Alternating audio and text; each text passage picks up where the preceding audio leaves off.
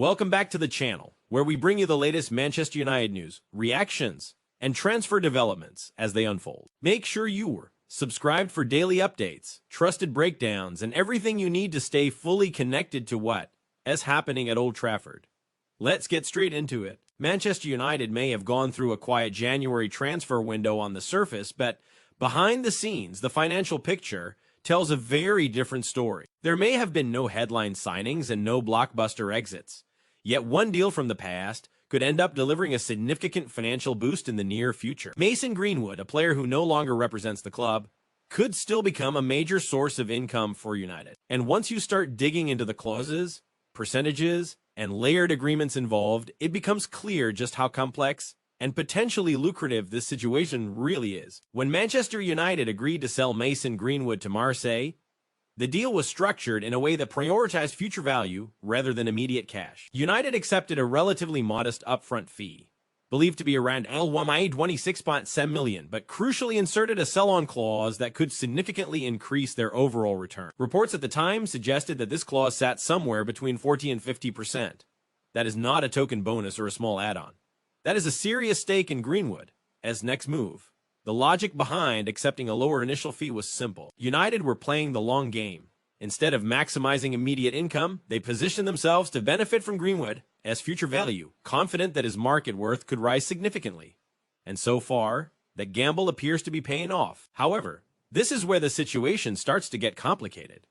The sell-on clause United negotiated was not fixed. Instead, it was tied to Greenwood's performance and success at Marseille. When Marseille qualified for the Champions League, that achievement reportedly triggered additional payments to United. But at the same time, it may have reduced the percentage United would receive in a future sale. In other words, United gained money earlier than expected but potentially sacrificed a larger cut later down the line.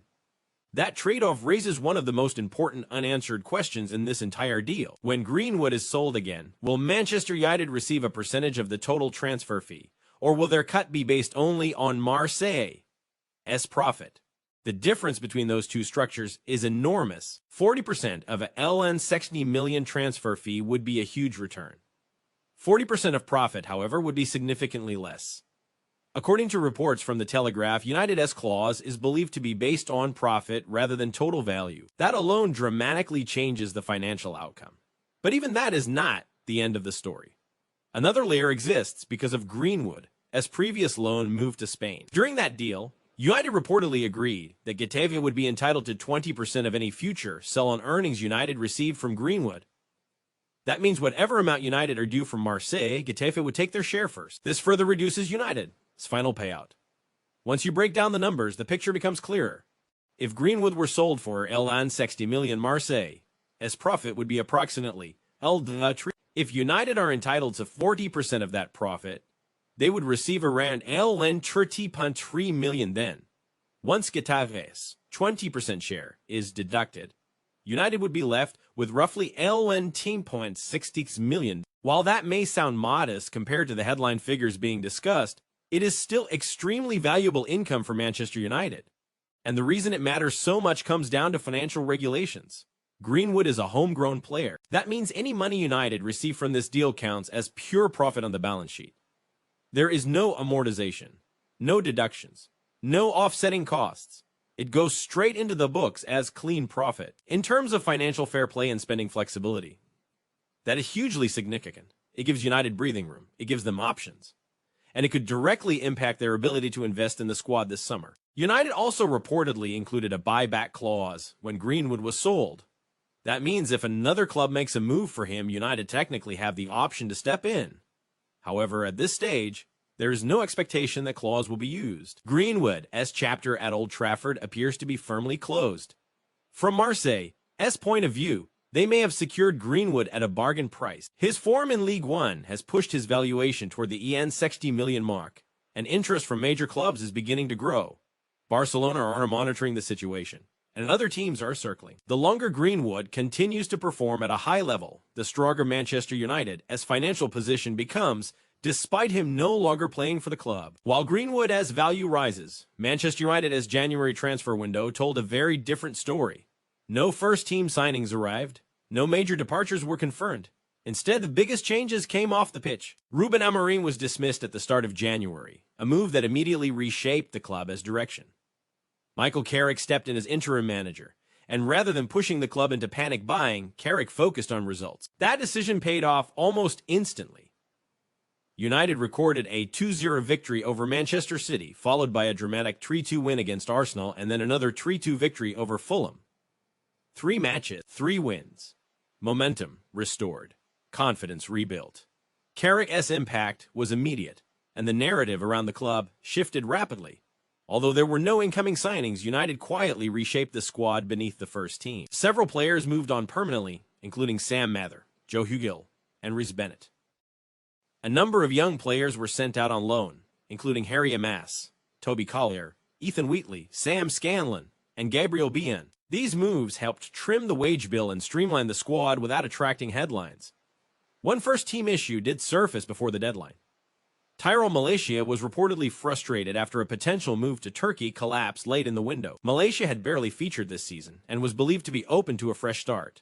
United, however, maintained that no deal had been fully agreed. With Patrick Dorgu now sidelined for up to 10 weeks for injury, Malaysia may find himself back in Carrick. As plans whether he likes it or not. United chose not to panic. They did overspend. They did chase short-term fixes. Instead, they focused on results and positioned themselves carefully for a major summer rebuild. And once again, Mason Greenwood's rising value plays into that wider picture. Manchester United stayed quiet in January, but behind the scenes, future money is already lining up. Greenwood, as valuation is climbing. Financial pressure is easing. Carrick has delivered momentum. The real spending phase has not started yet, but it is coming. And just when you think that was the biggest story of the day, another major development emerges. This one changes everything. Marcus Rashford has made his decision, and it is final. Rashford does not want to return to Manchester United. Not this summer. Not in the future. The England international is settled. He is happy. And his heart is now firmly in Barcelona. Sources close to Rashford say his stance is clear and unwavering. He has no intention of returning to Old Trafford once his loan spell ends. Rashford wants his long-term future resolved before the 2026 World Cup in North America. He wants clarity. He wants stability. And he wants 0 distractions. Last summer, Rashford joined Barcelona on a season-long loan, but this was never a short-term escape. It was a calculated reset. Barcelona and Manchester United agreed on an option to make the deal permanent for £26 million. From Rashford's perspective, that option now needs to be activated. Even if Barcelona failed to meet United's valuation, Rashford had already decided that returning to Manchester United is not an option. If necessary, he would seek another club. That is how firm his decision is. There had been suggestions that Michael Carrick might attempt to convince Rashford to return, particularly if Carrick secures the managerial role on a permanent basis. But Rashford has no interest in reopening that chapter. His relationship with the club ended badly, and the wounds remain fresh. A fallout with former manager Ruben Amorim pushed Rashford to the edge. Once he turned his back on his boyhood club, there was no going back. Rashford is thriving in Spain, and that matters more to him than any contractual detail. He has told Barcelona directly that he wants to stay not just for football reasons, but for life reasons. He has purchased an apartment in one of Barcelona's most exclusive districts. That is not a temporary move. That is commitment. Barcelona has given Rashford something he felt he had lost in Manchester: joy. Since leaving United, Rashford's form has improved noticeably. He has scored 10 goals in 33 appearances and registered 12 assists. He has found the net 3 times in his last 4 games. But beyond the numbers, his performances tell a deeper story. Confidence has returned. Sharpness is back. Belief is restored. Rashford has credited Barcelona with helping him fall back in love with football. That emotional reset has been just as important as his output on the pitch. Perhaps the most surprising part of this story is Rashford's willingness to take a pay cut to remain in Spain. He is open to reduced wages, flexible terms, and a restructured deal. This move is no longer about money. It is about happiness, legacy, and stability ahead of the World Cup. Rashford is expected to be included in Thomas Tuchel's final England squad for the 2026 World Cup, and he does not want club uncertainty hanging over him during the tournament. No speculation, no rumors, no drama. Barcelona offers clarity. Manchester United does not. Meanwhile, transfer deadline day is here. Manchester United have just hours left to conduct any remaining business, with everything needing to be finalized by 7 p.m. tonight. With only the Premier League left to focus on, activity at Old Trafford is expected to be minimal. Outgoings, not incomings, remain the priority. Michael Carrick's perfect start has almost silenced calls for immediate reinforcement. Results have shifted the focus, but long-term planning remains complex. United still need to appoint a permanent manager this summer, and that responsibility will fall heavily on Jason Wilcox. World Cup scheduling, inflated transfer fees, and player uncertainty all complicate recruitment. Rashford's decision only reinforces the challenge United face. Top players are no longer desperate to return. As Rashford's future points firmly away from Old Trafford, United continue working on academy exits. Rotherham are planning a loan move for Gabriel Biancheri. The 19-year-old forward joined United from Cardiff in 2023 and has impressed at youth level. Rotherham see him as a versatile attacking option and believe he fits their profile. Elsewhere, reports suggest that signing Cole Palmer from Chelsea would require a world record fee. Chelsea paid around £40 million for him, but any future move would likely exceed the Al-Salzburg million Neymar benchmark.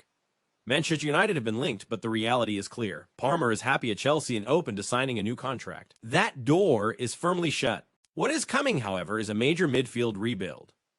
Manchester United are expected to make aggressive moves for midfielders in the summer window. That intention is now confirmed. United may have stayed quiet in January, but the foundations are being laid. Financial flexibility is improving. Momentum is building. And big decisions are coming.